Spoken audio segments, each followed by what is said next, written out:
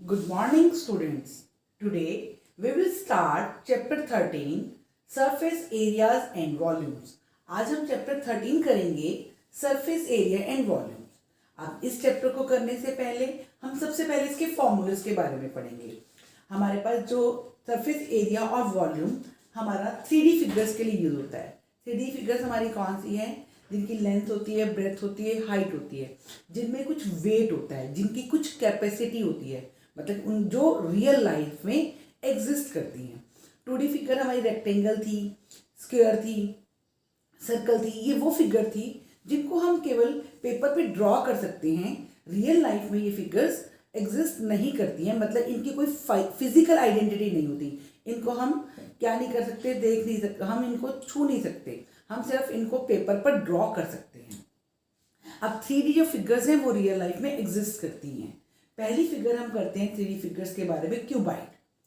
अब इसमें हमारे पास जो सरफेस एरिया है वो 2 टाइप्स के होते हैं, एक कर्व सरफेस एरिया और एक total surface area. Curve surface area हम कब फाइंड आउट करते हैं? जब कोई चीज़ ओपन होती है तो हम CS से फाइंड आउट करते हैं. कर्व सरफेस एरिया को हम लेटरल सरफेस एरिया भी कहते हैं. क्या कहते हैं? Lateral surface area. Lateral surface area, इसको हम लेटरल सरफेस एरिया भी कहते हैं. और ये हम कब कैलकुलेट करते हैं? जब हमारा जो ऑब्जेक्ट है वो क्या होता है? ओपन होता है. अब क्यूबाइड का कर्व सरफेस एरिया, क्यूबाइड के बारे में आप पहले एक इमेज बनाइए. क्यूबाइड होता क्या है? क्यूबाइड हमारे पास कोई बॉक्स है, that is the shape of cuboid. आपके पास लंच बॉक्स की शेप में होता है, सर्कल की शेप में भी होता है, बट वो क्यूबाइड, अगर वो आपका एक डिब्बा टाइप है, अगर ये बॉक्स टाइप है तो ये क्यूबाइड होगा. क्यूबाइड का कर्व सरफेस एरिया, क्यूबाइड में हमारे पास क्या होते हैं? 6 हमारे पास होते हैं, 6 फेसेस हैं हमारे पास. तो आप अपने रूम को देखिए, रूम जो है वो आपका क्यूबाइड का एग्जाम्पल है. रूम में आपके पास क्या होती है? 4 वॉल्स होती है, एक सीलिंग होती है और एक बेस होता है. अगर आपका रूम कर्व सरफेस एरिया अगर हमको फाइंड आउट करना है तो area of 4 walls, curve surface area मतलब area of 4 walls. Area of 4 walls हमारा क्या होता है? 2HL plus B. 2HL plus B, ये हमारा क्या है? Curve surface area of cuboid. और we can say area of 4 walls. और अगर एरिया ऑफ 4 वॉल्स के साथ हम सीलिंग का भी एरिया ले लें तो सीलिंग की हमारी क्या शेप होती है? जो हमारी छत है उसकी क्या शेप होती है? रेक्टेंगल. तो area of 4 walls plus ceiling हमारा क्या आ जाता है? 2HL plus B plus area of rectangle. Area of rectangle L into B, length into breadth. Then total surface area of cuboid 2 multiply LB plus BH plus HL. L for length, B for breadth and H for height. और volume L into B into H. Then हम cube पर आते हैं. Cube वो हमारे है figure है जिसमें लेंथ, ब्रेथ और हाइट क्या होती है? सेम होती है. तो इसका कर्व सरफेस एरिया 4A². एक इसको शो करता है एज को, साइड को. एक इसको शो कर रहा है आपका एज को और साइड को. तो कर्व सरफेस एरिया मतलब 2 side open 4A². Total surface area 6A² और volume side into side into side मतलब A⁻³ देन हम अपनी नेक्स्ट शेप पर आते हैं, सिलेंडर. सिलेंडर को अगर मैं देखती हूँ तो यहाँ पर मेरे पास एक इसका ये सरफेस बना और ये मेरे पास क्या है? इसके सर्कल्स. इसके बेसिस क्या है? सर्कुलर है. इसके बेसिस क्या है? सर्कुलर. सिलेंडर है, एक कंटेनर टाइप है. तो इसका कर्व सरफेस एरिया जब वो दोनों साइड से ओपन है, जब कर्व सरफेस एरिया की बात होती है तो 2 साइड ओपन की ही बात होती है. तो इसका कर्व सरफेस एरिया है हमारा 2πRH. Curve surface area 2πRH. उसके बाद अगर वो कहता है कि सिलेंडर जो है आपका विद बेस है, विद बेस मतलब आपका नीचे वाला हिस्सा हमारे पास गिवन है, ऊपर वाला ओपन है, नीचे वाला बंद है और ऊपर वाला क्या है? ओपन. कर्व सरफेस एरिया मतलब कि बेस इसका क्लोज है और इसकी जो टॉप है दैट इज ओपन.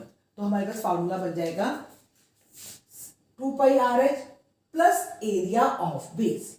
और एरिया हमारा क्या है, सर्कुलर। सर्कुलर मतलब area of circle, 2πRH plus πr²। Then total surface area पर आइए। टोटल सरफेस एरिया का मतलब कि ये दोनों तरफ से क्लोज्ड है, टॉप से भी क्लोज्ड है और बेस से भी क्लोज्ड है। तो 2πRH पहले कर्व सरफेस एरिया का फॉर्मूला, प्लस इसके जो टॉप और बेस है वो किस शेप में है, सर्कल की शेप में है। तो area of two circles 2πr²। Area of two circle 2πr²। यहां से हमने 2πr कॉमन लिया, हमारे पास अंदर जो आ जाएगा h और यहां से r, h plus r। Then हम वॉल्यूम की तरफ आते हैं, πr²h। वॉल्यूम ऑफ सिलेंडर आपकी πr²h। अब नेक्स्ट फिगर हम करते हैं कोन। कोन हमारी फिगर, इसमें हमारा जो कर्व सरफेस एरिया है, कोन फिगर भी अगर हम लेते हैं तो इसकी जो टॉप है या इसका एक फेस क्या होता है, सर्कुलर होता है। एक फेस क्या होता है, सर्कुलर होता है। तो जब हम कोन का एरिया, कर्व सरफेस एरिया निकाल रहे हैं तो इट मींस ये ओपन है, तो πrl। और अब l क्या है, l हमारा क्या है, l equal to slant height. Slant height, जब मैंने सर्कल बनाया तो ये मेरी और सिंपल हाइट है, और ये जो है मेरी, ये क्या है, slant height, this one l। l क्या है मेरी, स्लांट हाइट। और l का फॉर्मूला क्या होता है, l is equal to r² plus h² under the root. l का फॉर्मूला मेरा क्या है, r² plus h² under the root. एक तरह से ये आपका, अगर हम देखें तो hypotenuse square is equal to base square पर प्लस परपेंडिकुलर स्क्वायर। यहाँ पर जो हमारा कोण होता है, यहाँ पर राइट सर्कुलर होता है, तो ये 90 का एंगल बना, तो ये हमारा हाइपोटेन्यूज बन जाता है, जिसको हमने एल नेम दे दिया, slant height is equal to hypotenuse square is equal to base square मतलब रेडियस प्लस हाइट स्क्वायर मतलब हाइट ही आपकी। उसके बाद total surface area. Total surface area हम कब फाइंड आउट करते हैं, जब हमारा कोन क्लोज होगा। तो curve surface area plus area of base. Area of base मतलब πr²। तो πr हमने कॉमन ले लिया, हमारे पास आ गया l प्लस r। और वॉल्यूम हमारी होती है 1/3 πr²h। आप अगर देखें सिलेंडर की वॉल्यूम πr²h थी, πr²h, और कोन की वॉल्यूम में हमारे पास क्या एक्स्ट्रा आ गया है, 1/3। तो यहां से हम देखते हैं कि volume of cone is 1/3 the volume of cylinder. जो वॉल्यूम ऑफ कोन होती है वो क्या होती है, 1/3 the volume of cylinder. Then हम नेक्स्ट फिगर की तरफ आते हैं, हेमिस्फीयर। हेमिस्फीयर आपके घर में जो बॉल्स हैं वो आपकी किसका एग्जाम्पल है, हेमिस्फीयर का। हेमिस्फीयर का आपका कर्व सरफेस एरिया होता है 2πr²। ये ओपन है, और टोटल सरफेस एरिया मतलब जब ये बंद हो गया, इसका ऊपर का बेस भी क्या है, सर्कल है, तो curve surface area plus area of circle मतलब πr²। तो इसका आपका टोटल सरफेस एरिया होता है 3πr²। और वॉल्यूम 2/3 πr³। वॉल्यूम है हमारी 2/3 πr³। अब हमें एक चीज और ध्यान रखनी है, यहाँ पर हाइट ऑफ हेमिस्फीयर किसके इक्वल होती है, रेडियस के इक्वल होती है। हाइट ऑफ हेमिस्फीयर किसके इक्वल होती है, रेडियस की। Then we come to sphere. Sphere का कर्व सरफेस एरिया नहीं होता है। स्फीयर का कर्व सरफेस एरिया नहीं होता है। इसका टोटल सरफेस होता है 4πr²। क्या होता है इसका टोटल सरफेस एरिया, 4πr²। और वॉल्यूम 4/3 πr³। ठीक है स्टूडेंट्स, मैंने आपको बताया कि कर्व सरफेस एरिया हम कब फाइंड आउट करते हैं, जब कोई चीज ओपन होती है। टोटल सरफेस एरिया हम कब फाइंड आउट करते हैं, जब कोई चीज क्लोज होती है। तो कर्व सरफेस एरिया को टोटल सरफेस एरिया में कन्वर्ट करने के लिए हम क्या करते जाते हैं, वो चीज जो चीज बंद होती जा रही है उसको ऐड करते जाते हैं। जैसे यहाँ पर अगर हम देखें 2 साइड ओपन था, एरिया ऑफ 4 वॉल्स आ गया। उसके बाद 1 साइड ओपन आ गया तो प्लस एरिया ऑफ सीलिंग हमने ऐड कर दिया। यहाँ पर 2πr था, 2 साइड ओपन, और 1 साइड ओपन में 2πr plus area of base, और बेस कैसा था, सर्कुलर था, तो सर्कल का एरिया हम ऐड करते हैं। तो सबसे पहले बेटा आप लोग चैप्टर शुरू करने से पहले फॉर्मूलाज को लर्न करेंगे और उसके बाद हम अपने क्वेश्चन करने शुरू करेंगे। अब हम एक्सरसाइज 13.1 करते हैं। Exercise 13.1 question number 1, a plastic box is 1.5 metre long, length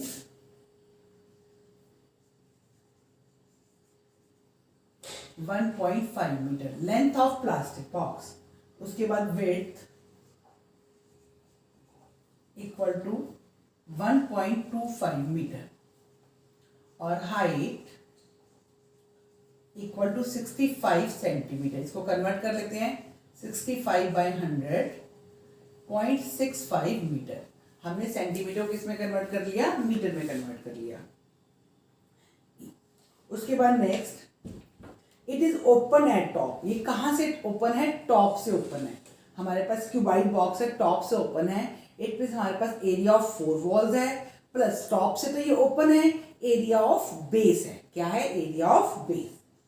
determine the area of sheet required for making the base. तो एरिया ऑफ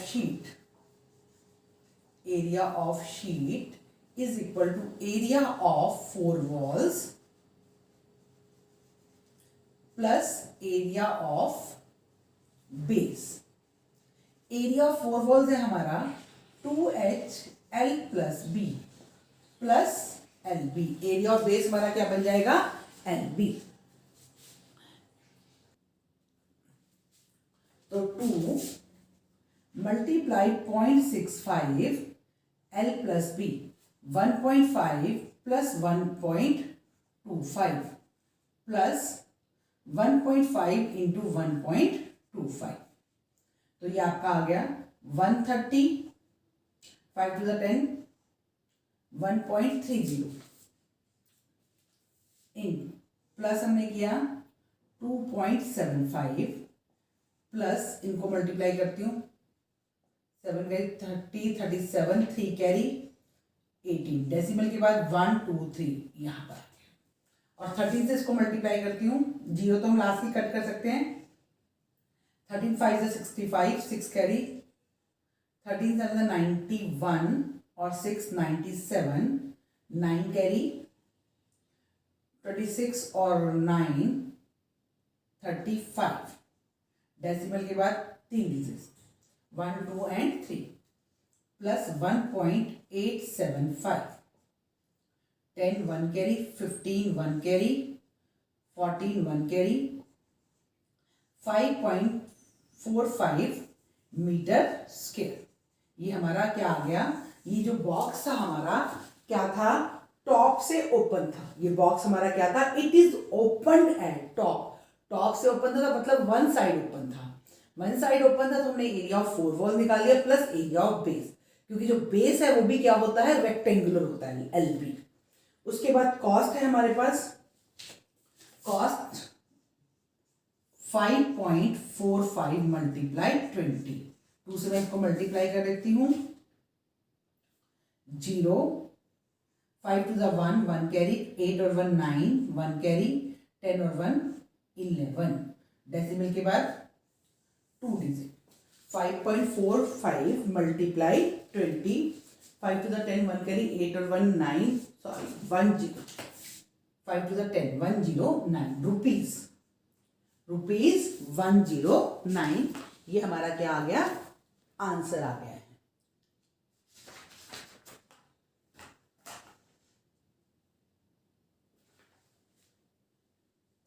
तो ये हमारा क्वेश्चन नंबर 1 था।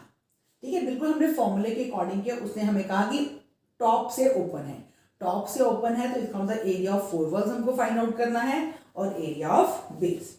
अब सेकंड क्वेश्चन करते हैं हम लोग। सेकंड क्वेश्चन है आपका, the length breadth and height of room are 5 centimetre 4 metre and 3 metre. हमें लेंथ ब्रेथ और हाइट दी हुई है।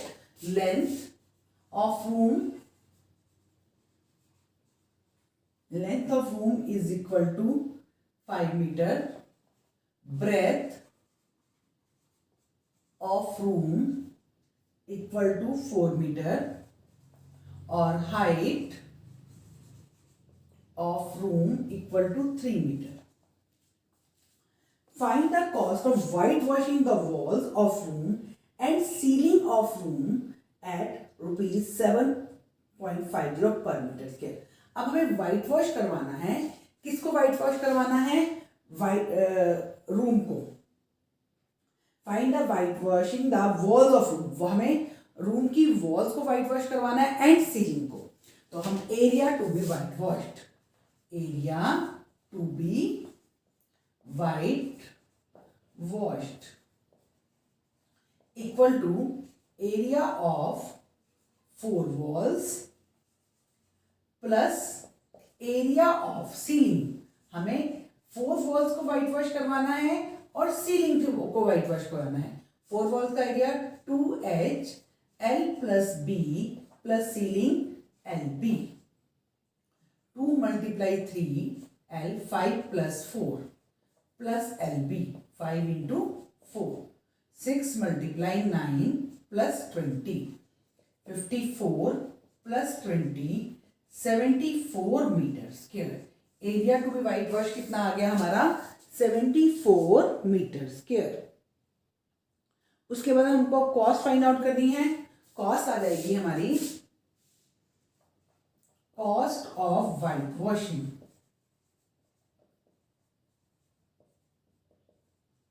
Equal to 74 multiply 7.50. मल्टीप्लाई कर लेते हैं 74 और 75 को.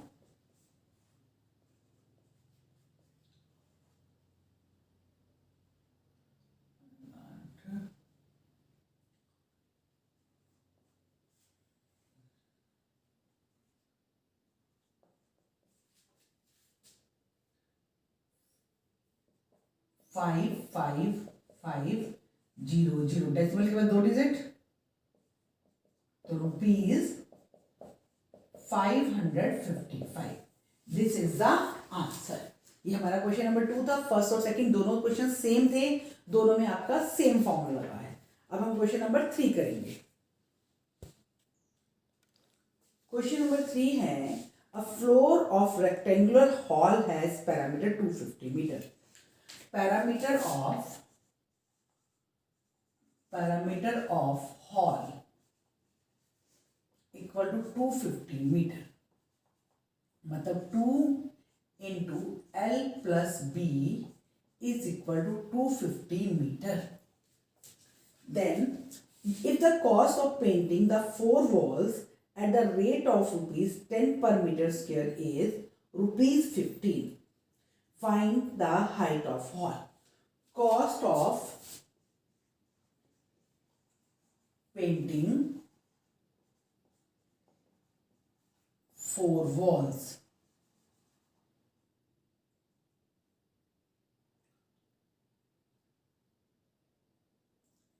equal to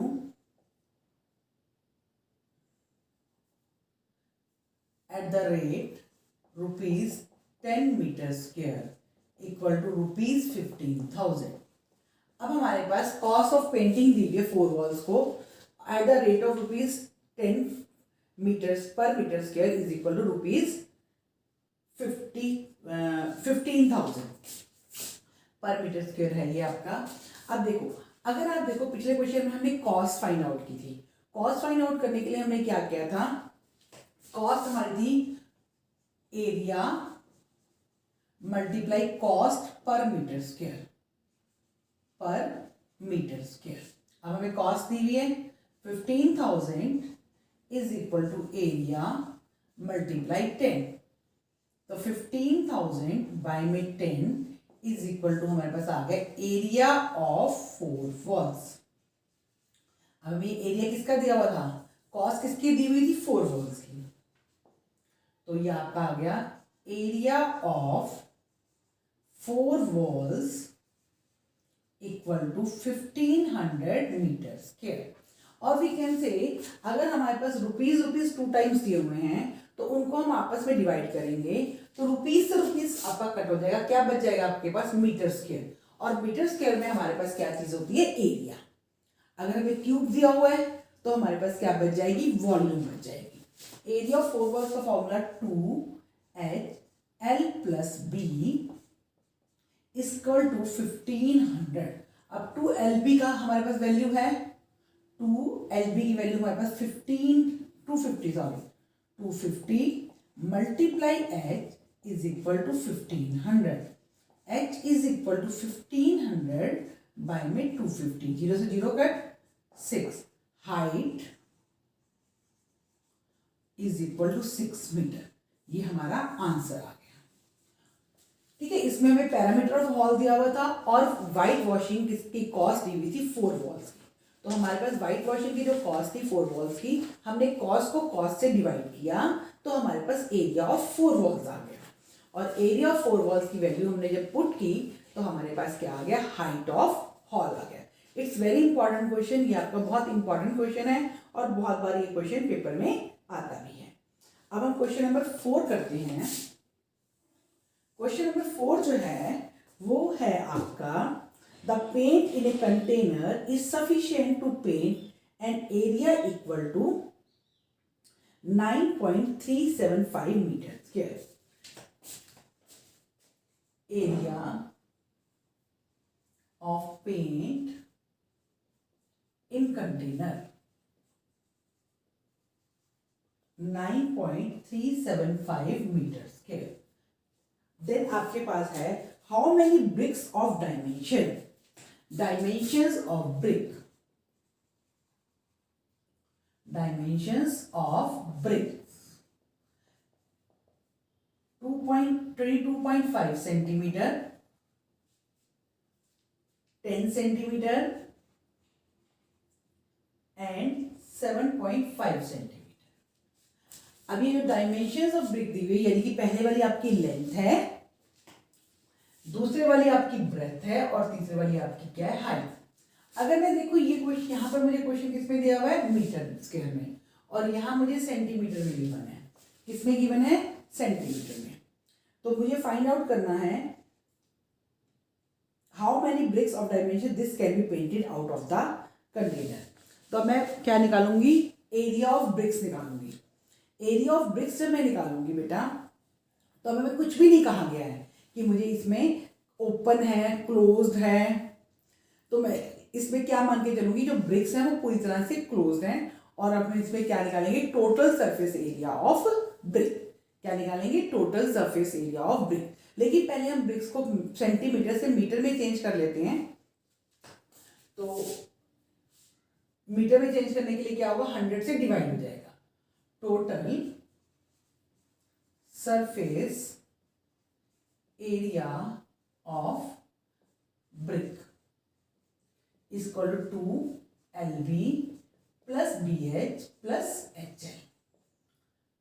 तो 2.5 बाय में 100, मीटर से हमने सेंटीमीटर से हमने मीटर में चेंज किया है, मल्टीप्लाई 10/100 प्लस 10/100 मल्टीप्लाई 7.5/100 प्लस, इसको मैं एक एक ब्रैकेट में करती जाती हूँ ताकि थोड़ी कैलकुलेशन मुझे मुश्किल ना लगे, प्लस 7.5/100 मल्टीप्लाई 22.5 में 100।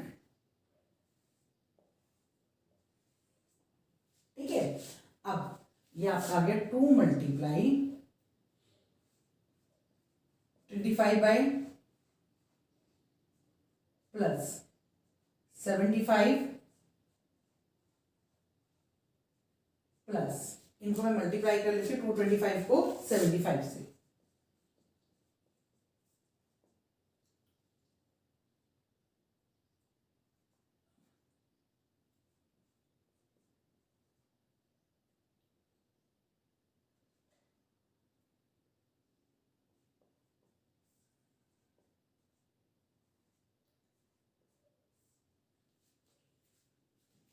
वन 168.75 बाय में 10,000। अब ये 2, ये मेरा एलसीएम आ गया 10,000 ही, 225 प्लस 75 प्लस 168.75, तो इसमें 300 में ऐड कर लेती हूँ।